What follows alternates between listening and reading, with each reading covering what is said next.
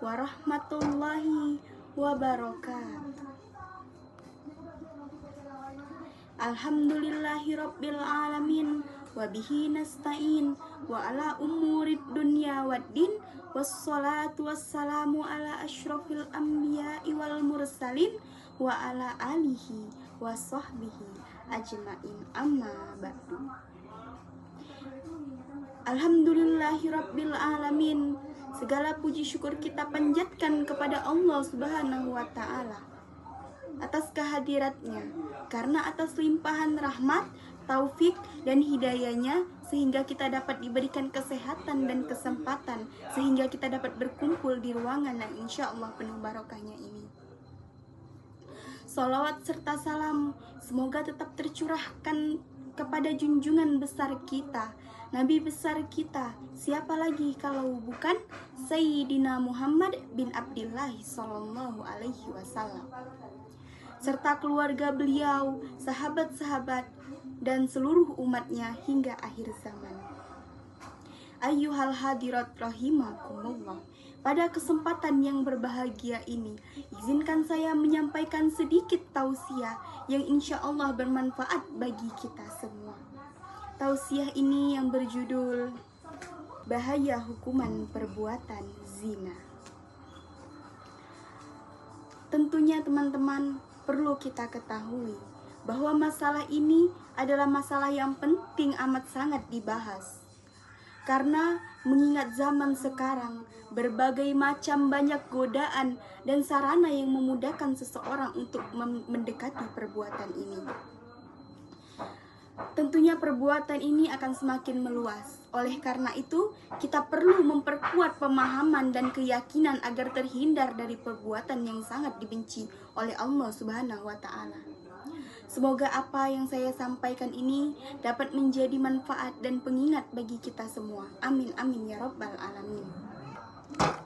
Baik teman-teman, sebelum kita memasuki isi dari ceramah kita pada pagi hari ini, kita akan bahas dulu secara bahasa apa itu zina. Zina berarti persetubuhan yang terjadi antara laki-laki dan perempuan tanpa hubungan pernikahan yang sah menurut syariat Islam. Dalam pandangan agama, zina termasuk dosa yang amat sangat besar dan termasuk perbuatan yang sangat dilarang oleh Allah Subhanahu wa taala.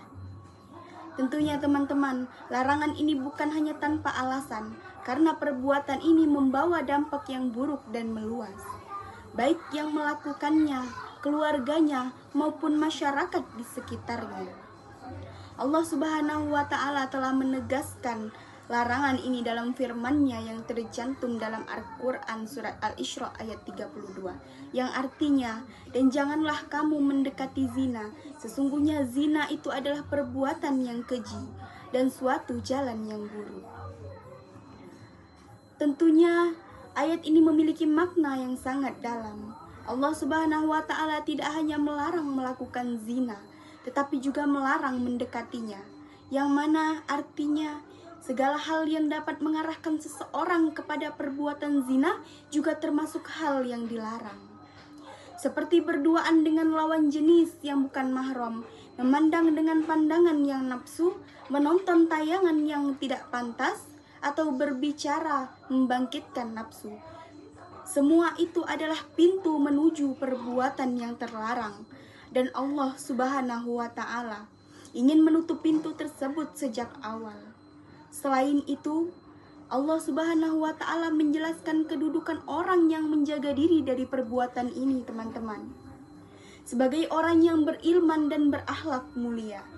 Sebagaimana tertulis dalam Al-Quran surat Al-Furqan ayat 68 dan 69 yang artinya, dan orang-orang yang menyembah Tuhan beserta Allah dan tidak membunuh jiwa yang diharamkan Allah, kecuali dengan jalan yang benar, tidak berzina. Dan barang siapa yang melakukan hal tersebut, niscaya mereka mendapat hukuman dan dosanya, yakni azab yang berlipat ganda. Bagi hari kiamat dia akan kekal di dalamnya dalam keadaan yang terhina. Dari sisi hadis tersebut, teman-teman, tentunya Rasulullah Shallallahu Alaihi Wasallam juga telah mengingatkan umatnya tentang bahaya perbuatan ini. Sifatnya tidak hanya merusak kehidupan akhirat, tetapi juga kehidupan dunia.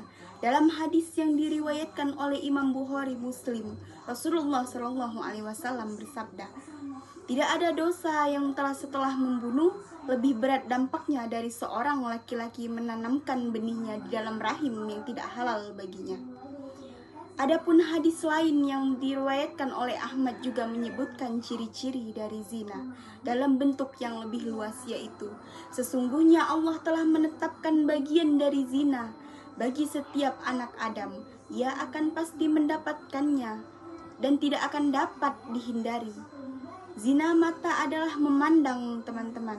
Zina lidah adalah menyebutkan, dan zina hati adalah menginginkan dan mengharapkan, sedangkan alat kelaminlah yang menegaskan atau menayangkannya.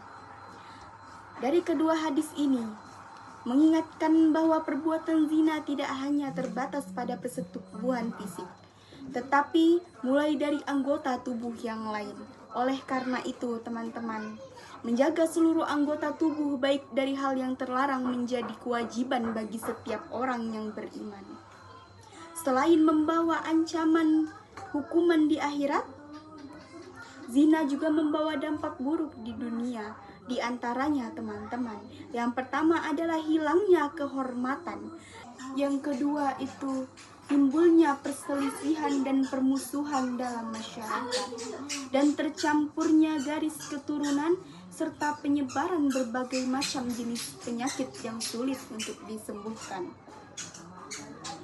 Perlu kita ketahui, teman-teman, semua ini adalah akibat yang nyata yang dihadirkan oleh Allah Subhanahu wa Ta'ala sebagai peringatan bagi manusia agar menjauhi larangannya.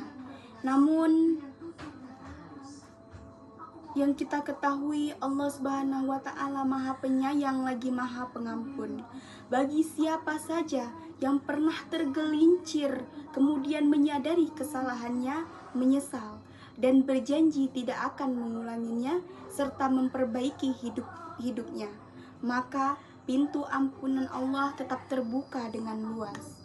Hal ini tercantum tentunya dalam surat Al-Quran, surat At-Tahrim ayat 8 yang artinya, "Hai orang-orang yang beriman, bertaubatlah kepada Allah dengan taubat yang murni. Mudah-mudahan Tuhanmu menghapus kesalahanmu dan memasukkan kamu ke dalam surga yang mengalir di bawahnya itu adalah sungai-sungai." Hadirat rahimakumullah. Segala kesimpulan dari tausiah yang saya sampaikan tadi dapat kita ambil bahwa zina adalah perbuatan yang sangat dilarang oleh Islam. Dikategorikan sebagai dosa yang besar dan membawa dampak yang buruk bagi kita semua, baik di dunia maupun di akhirat. Tentunya larangan ini disampaikan melalui ayat Al-Quran dan sabda Rasulullah SAW dengan tegas dan jelas. Bahkan Allah melarang kita mendekati segala sesuatu hal yang mengarahkan semata-mata. Tujuannya adalah menjaga kesucian, kehormatan, dan keturunan serta keharmonisan dalam masyarakat. Maka marilah kita menjaga diri kita masing-masing, menjaga pandangan, menjaga pergaulan, serta memperkuat iman dan ketakwaan agar senantiasa berada di jalan yang diridhoi Allah. Jika di masa lalu ada kesalahan, mari kita bertaubat dengan sungguh-sungguh dan memperbaiki diri mulai hari ini dan seterusnya. Demikianlah yang dapat saya sampaikan. Semoga hal ini dapat memberikan kita kesadaran dan kekuatan untuk menjauhi segala larangan. Hadirin sekalian yang dirahmati oleh Allah, demikianlah yang dapat saya sampaikan pada kesempatan kali ini. Semoga apa yang saya sampaikan menjadi ilmu yang bermanfaat dan menambah keimanan serta ketakwaan kepada Allah Subhanahu wa Ta'ala.